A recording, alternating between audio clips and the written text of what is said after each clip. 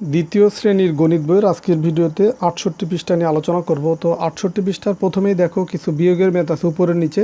তো এই টাইপের কিছু অঙ্ক আমরা কিন্তু এই যে আগের ভিডিওতে করছি। এখানে যেমন ৭ নম্বর থেকে শুরু হয়েছে, তার মানে ১ থেকে ৬ পর্যন্ত আমরা আগের ভিডিওতে অলরেডি সমাধান করে দিচ্ছি। তো আজকে এখান থেকে শুরু করব।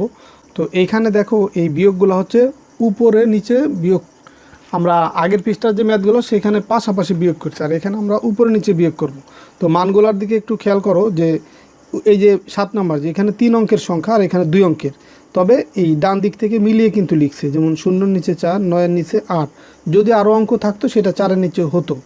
তো তার মানে কি বিয়োগের ক্ষেত্রে এই উপরে নিচে লিখলে অবশ্যই ডান পাশে মিলিয়ে, ডান পাশ থেকে মিলিয়ে লিখতে হবে, বা যোগের ক্ষেত্রেও ডান পাশ থেকে মিলিয়ে লিখতে হবে।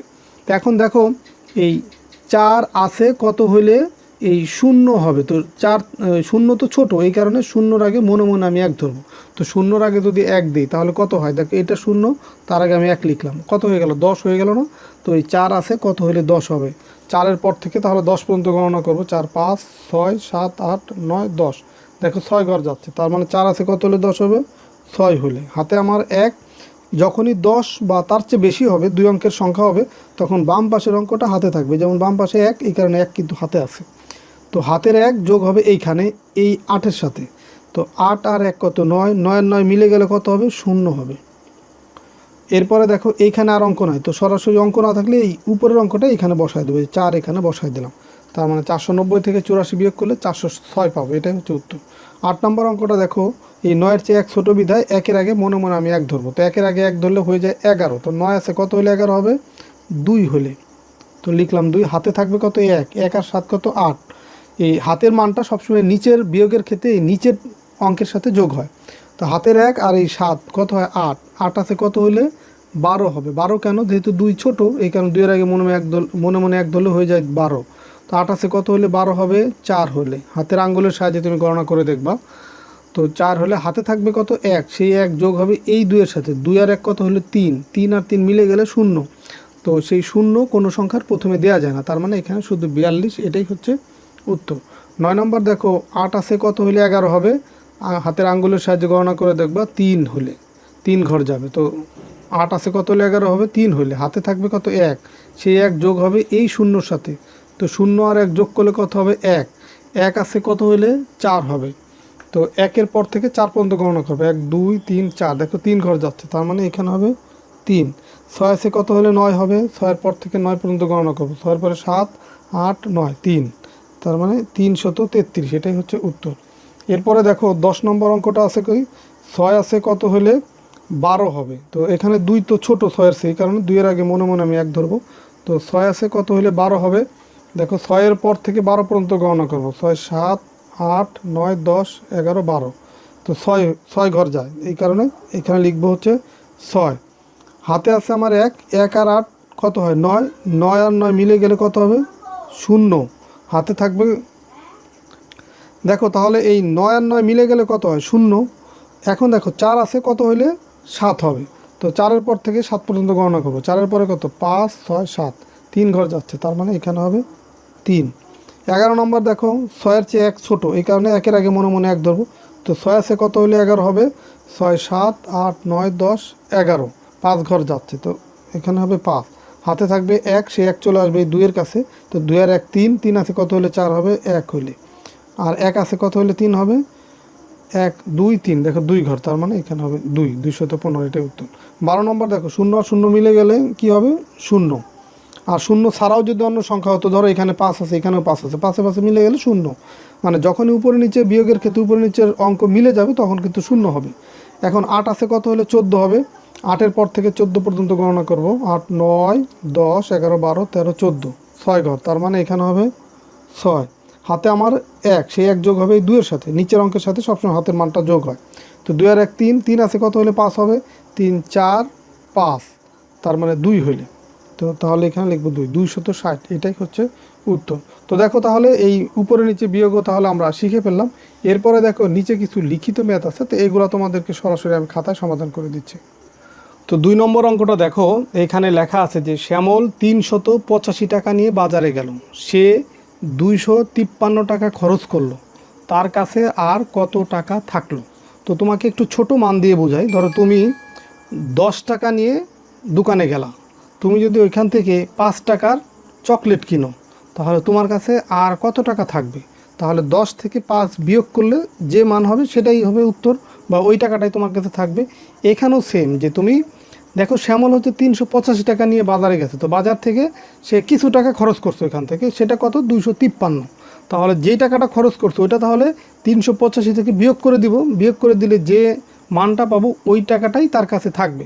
তো এখন এখানে লিখবো এটা যে শ্যামল কত টাকা বাজারে নিয়ে গেল, বাজারে নিয়ে গেল সমান কত? 385 টাকা, 385 টাকা। এটা হচ্ছে সে বাজারে নিয়ে গেল। এখন এখান থেকে সে খরচ করলো কত টাকা? শ্যামল বাজারে খরচ করলো কত টাকা? দেখো এই অঙ্ক বরাবরই কিন্তু লিখতে হবে 253, এই 253 এই টাকা সে বাজারে খরচ করলো। এখন এই বড় মান থেকে ছোট মান, এই যে টাকাটা খরচ করলো সেটা যদি বিয়োগ করে দিই তাহলে যে মানটা পাবো ওই টাকাই তার কাছে থাকবে। এখন লিখবো যে শ্যামলের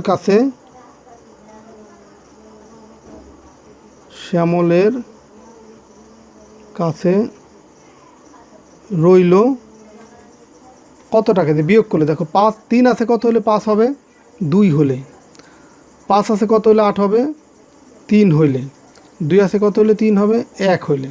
তার মানে শ্যামলের কাছে রইল কত? 132 টাকা। এটাই হচ্ছে উত্তর, বা তুমি এখানে অ্যান্সার লিখে দেবা যে শ্যামল এই বাজারে 385 টাকা নিয়ে গেল, 253 টাকা খরচ করার পরে তার কাছে তাহলে 132 টাকা তার কাছে অবশিষ্ট থাকলো।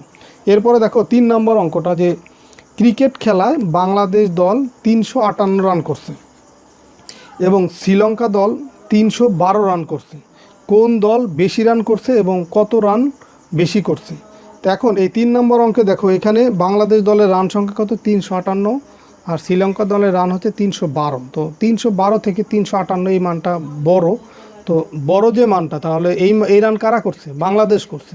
তো এখন প্রথম প্রশ্ন ছিল কোন দল বেশি রান করছে, তার মানে কি? তাহলে বাংলাদেশ দল বেশি রান করছে। তো এটা একটু লিখে নিতে হবে যে এখানে 358 রান, এই 312 রান অপেক্ষা বেশি। 358 রান 312 রান অপেক্ষা বেশি, সুতরাং 358 রান কার? বাংলাদেশের। সুতরাং বাংলাদেশ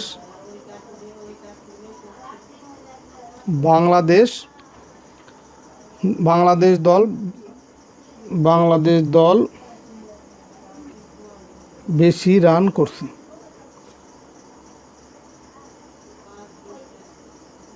এটা হচ্ছে একটা উত্তর। এই প্রথম প্রশ্নের উত্তর হচ্ছে কোন দল বেশি রান করছে? বাংলাদেশ দল বেশি রান করছে। এরপরে আবার দ্বিতীয় প্রশ্ন কি, যে কত রান বেশি করছে? তো কত রান বেশি করছে, তাহলে এটা একটু লিখে নিতে হবে এখানে যে বাংলাদেশের রান সংখ্যা,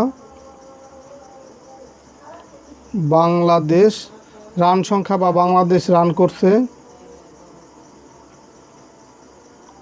সমান সমান কত? 358। বাংলাদেশ রান করছে কত? 358, আর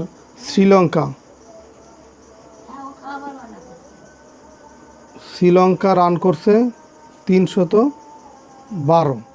তাহলে দেখো এখন এই বড় মান থেকে ছোট মানটা আমি বিয়োগ করব। আর বিয়োগ কেন করব? দেখো এখানে বলছে যে কত রান বেশি করছে। তো যদি কোনো অঙ্কে এই বেশি বা কম বা পার্থক্য এই টাইপের শব্দ থাকে তখন কি করতে হয়? বিয়োগ করতে হয়। তো এখন আমরা তাহলে লিখব যে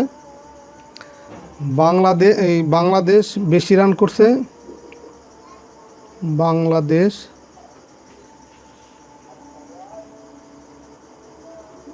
রান